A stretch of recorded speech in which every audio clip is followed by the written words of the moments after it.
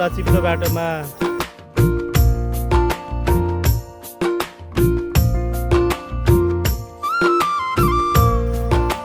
हाम्रो चाहिँ गाडी नगएको कारणले गर्दाखेरि चाहिँ सबैजना फेरि काम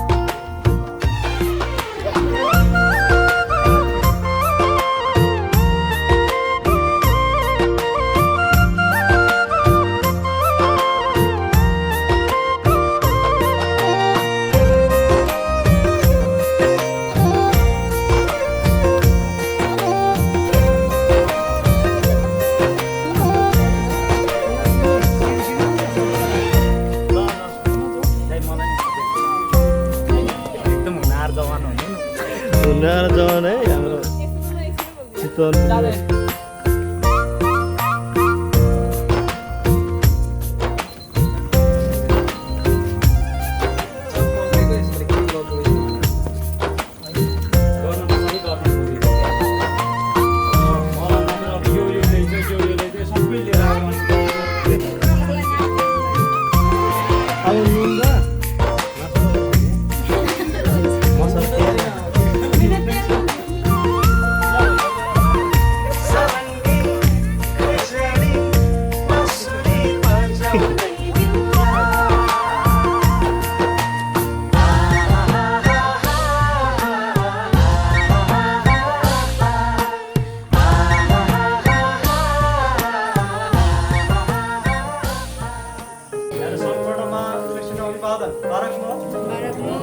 आजको युनिभर्स युथको डाँडाको प्रार्थना सुरु हुन लागिरहेको छ।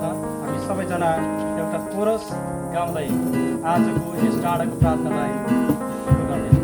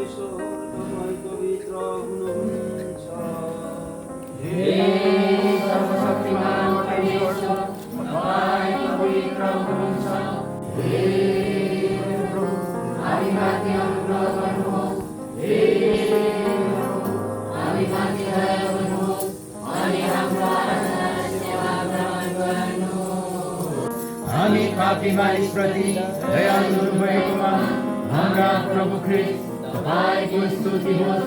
हे प्रभु आशीष दिनुहोस्। तपाईँको नाम पवित्र मानियोस्, तपाईँको राज्य आओस्, तपाईँको इच्छा स्वर्गमा झैं यस पृथ्वीमा पनि पूरा होस्।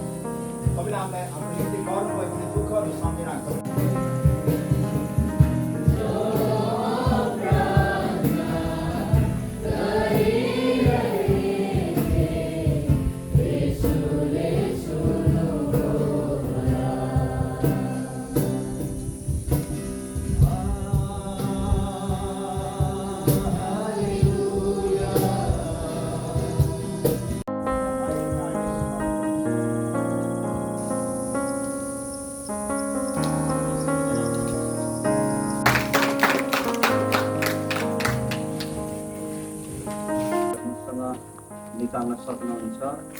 प्रस्थान 24को 1देखि 6। प्रस्थान 24। अब तिनीहरू सबैले एकै स्वरमा गरी भने, परम प्रभुले भन्नुभएका सबै वचनहरू हामी पालन गर्नेछौँ। तब मोसाले परम प्रभुका सबै वचनहरू लेखे। बिहान सबैले उठेर मोसाले पर्वतको पल्लो छेउमा एउटा वेदी बनाएर इस्राएलका 12 कुल अनुसार 12वटा ढुङ्गाको खम्बा ल्याए। आमेन।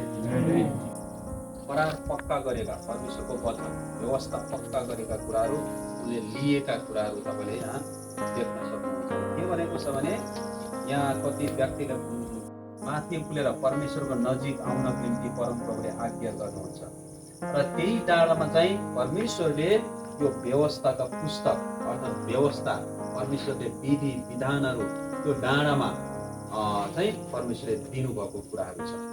अनि ती लिएर आएर चाहिँ सबै इजरायलीहरूलाई सुनाउनु भएको छ। इजरायलीहरूले मोसालाई देखे, अब तिनको अनुहार चम्केको तिनीहरूले देखे र तिनको नजिक आउन तिनीहरू डराए र समुदायका सारा नायिकाहरू समेत हारुन र तिनीका नजिक आए। अनि जे परम प्रभुले तिनलाई सिनै पर्वतमा भन्नुभएको थियो ती सबै तिनीहरूलाई आज्ञाको रूपमा सुनाए भन्ने कुरा। अनि त्यसपछि जब मोसाले तिनीहरूसित बात गरिसके तब तिनले आफ्नो अनुहारमा एउटा गुम्फो हाले। तर जब मोसा परम प्रभुको सामुन्ने उहाँसित बात गर्न जान्थे तर नपसुन्जेल त्यो गुम्फो आफ्नो अनुहारमा फेरि लगाउँथे भन्ने कुरा। मोसा चाहिँ सिनै पर्वतमा ध्यान दिनुहोस् है, यो गम्भीर कुरा हो। यो हामी हरेक चर्चमा देख्छौँ, त्यही कुरा देख्छौँ। मान्छेहरू यहाँ खाना बनाएर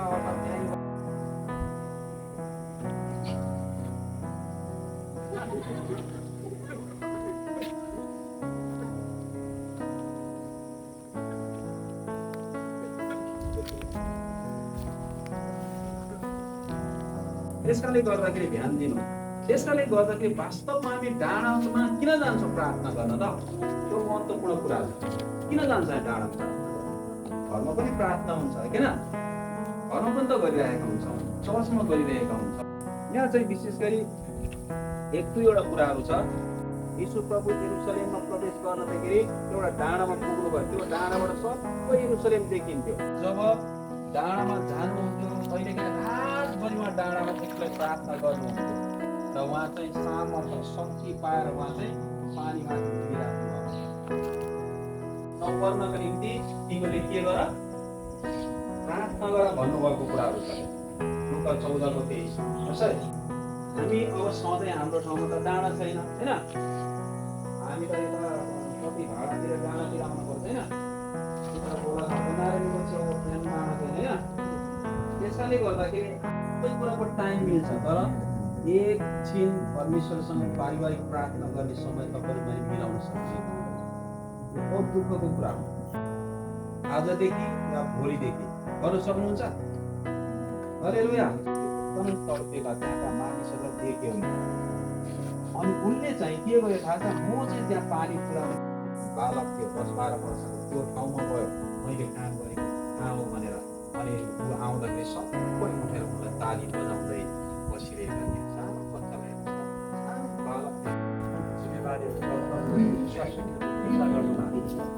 हाम्रो असल सल्लाहकार हुनुहुन्छ।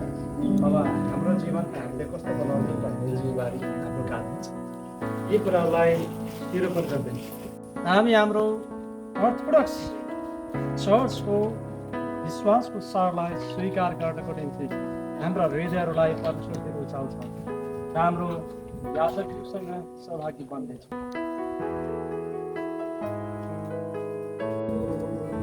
सर्वशक्ति महान पितामाथि उहाँले स्वर्ग र पृथ्वी अनि दृश्य र अदृश्य सबैको सृष्टि गर्नुभयो। हामी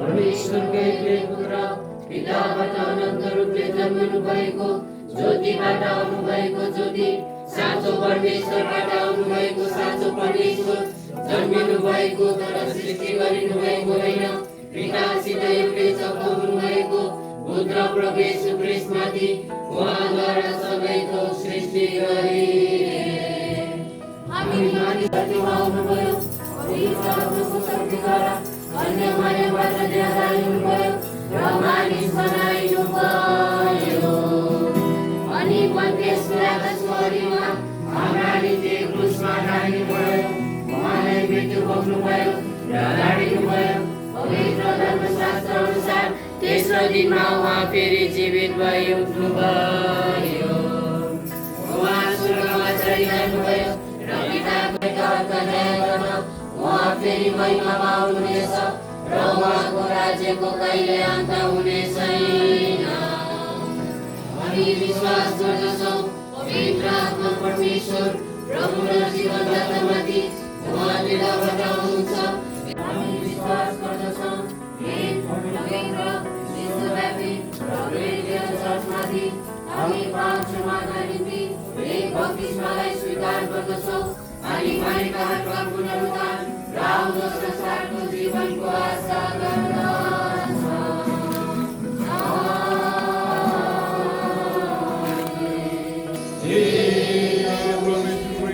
परमेश्वरको पुत्र कृपा गरी म हामीमाथि दया गर्नुहोस्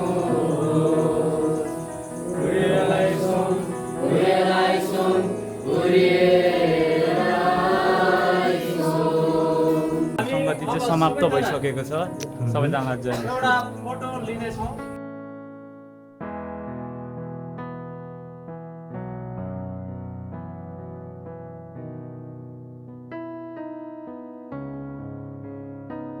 प्रार्थना सफल भयो परमेश्वरलाई धन्यवाद भएको होस्।